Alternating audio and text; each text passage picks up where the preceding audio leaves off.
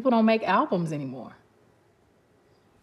They don't make albums. They just try to sell a bunch of little quick singles, and they burn out, and they put out a new one, and they burn out, and they put out a new one. People don't even listen to a body of work anymore. Welcome back to the channel. Today we're going to be talking about a topic that's been up in the air for a good while now, and that is, do albums still matter? Because in an age where music is more accessible than ever, the once revered album format seems to be losing its significance. So today we'll explore if albums still matter today, they do, and how the industry's evolution has shifted the way we consume music.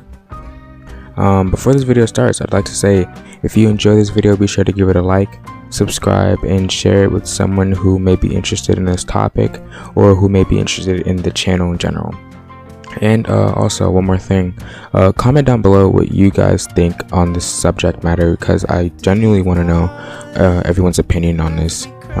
Yeah, so thank you, and let's get into the video. In the early days, like now, singles were the big thing. The labels would release their artists' music as separate singles rather than full LPs like today. Music was primarily consumed in small doses like it is today, and most people would buy these records to play in the background as they did their everyday activities such as cooking, working, etc. And on top of that, jazz at this point was the biggest genre, with a lot of earlier physical musical media being of jazz records. Especially since if you couldn't make it to the local jazz concerts, you could listen to the music on records and experience it in the comfort of your own home. The transition to the album format began in the mid-1940s and 1950s with the introduction of the 33 1/3 RPM vinyl LP, which allowed for longer recordings. Initially, albums were often collections of singles or thematic compilations of a particular artist's work. But as technology advanced and artists began to explore the possibilities of the LP format, albums started to evolve into cohesive bodies of work, telling stories and exploring concepts across multiple tracks. And some would argue that the first real album was The Voice of Frank Sinatra, released in 1946, but we're not even here to start that discussion.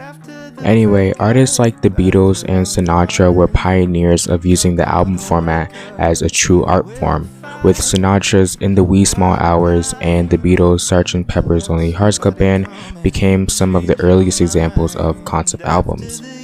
This evolution marked the beginning of what would become the golden age of albums. The golden age of albums was, in my opinion, between the 1960s to right around the early 2000s. And during this period, albums were at an all-time high and were seen as an ultimate canvas for artistic expression, as musicians and bands poured their souls into crafting these works, carefully considering the sequencing of the tracks, the thematic through lines, and even the album artwork, which became iconic in its own right, and I plan on doing a video on that. But anyways, listening to an album was a journey. Each song was a chapter in a larger story, and the experience of listening from start to finish was an immersive one. By the 1980s and 1990s, albums had become cultural events. The anticipation for a new album release was palpable, with fans lining up at record stores to be among the first to hear their favorite artist's latest work. The excitement started earlier today when Prince stopped by a record store to make nice with fans. Although he wouldn't sign any personal autographs, people still wait in line for up to 2 or 3 hours. All right, you're at the front of the line. How long have you been? You are the first person. How long have you been here? Since 8 o'clock. 8 o'clock. What time is it now? It is 2:20.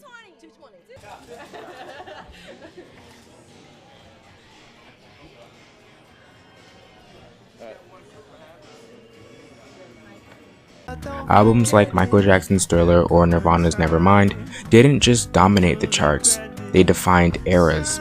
These albums transcended music, influencing fashion, attitudes, and even social movements. Albums only became even bigger with the rise of CDs.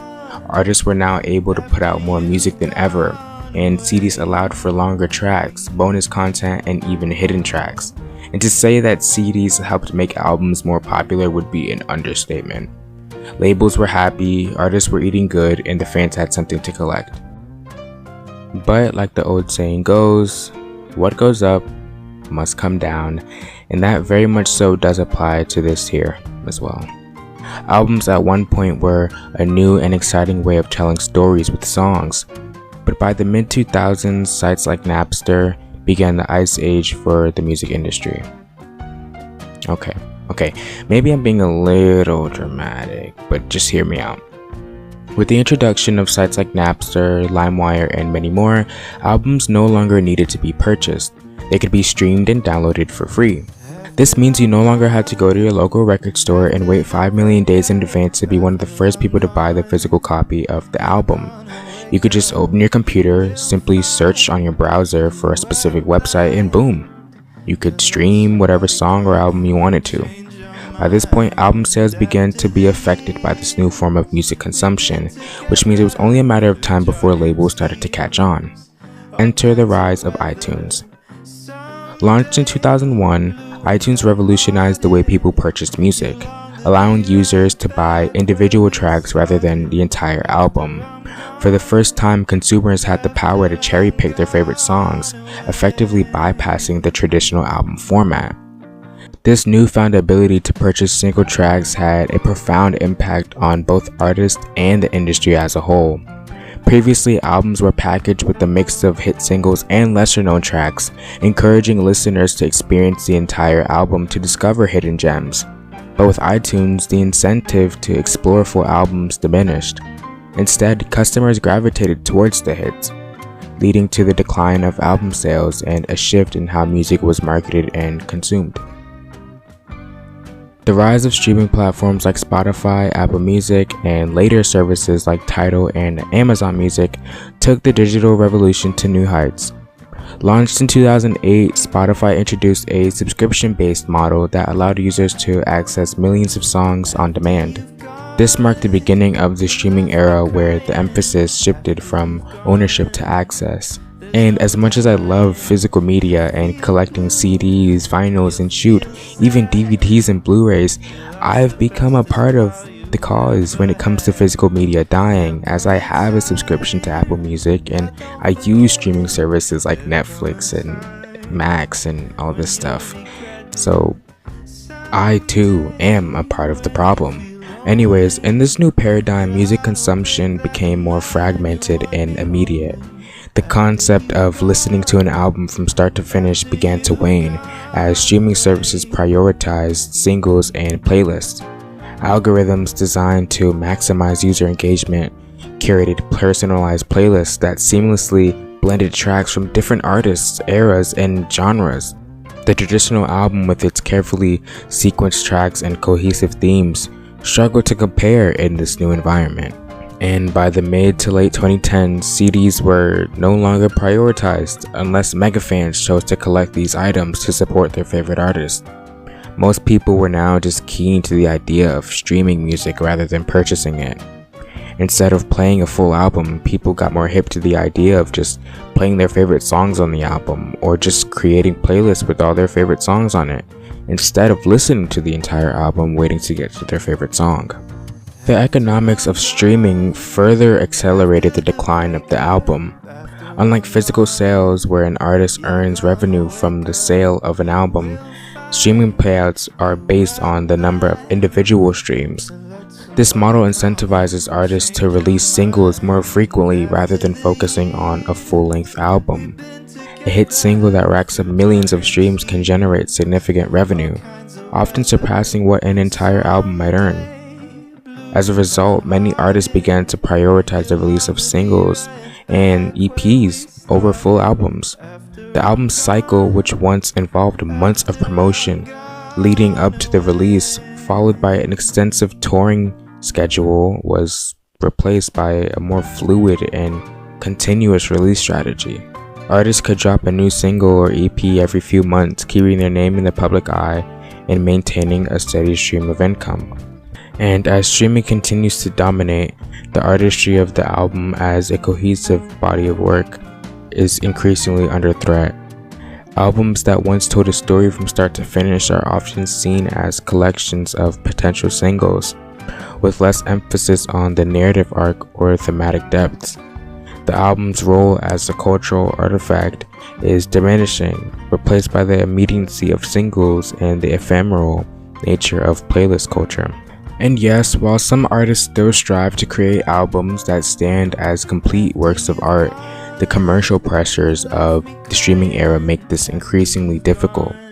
In a world where listeners can skip, shuffle, and cherry-pick tracks, the album's integrity as a unified statement is often lost. Not to mention the rise of social media. I felt as this was important to mention, as social media plays a big role in why albums are dying.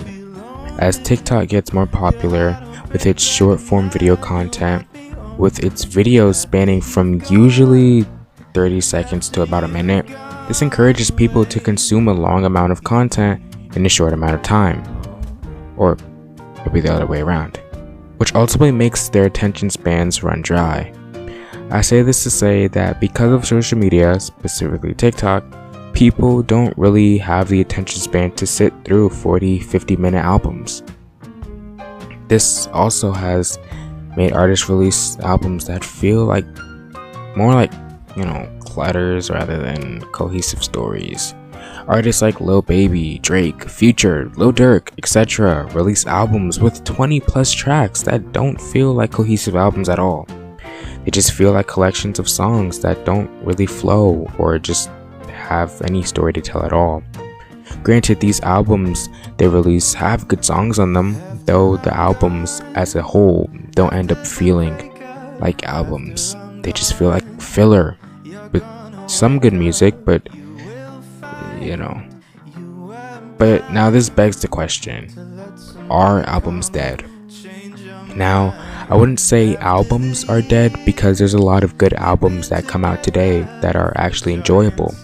This year alone, we've gotten solid albums like Hit Me Hard and Soft by Billie Eilish, Brat by Charlie XCX, and Eternal Sunshine by Ariana Grande. These albums alone give me hope for, the album format, which is why I say I don't think albums are dead.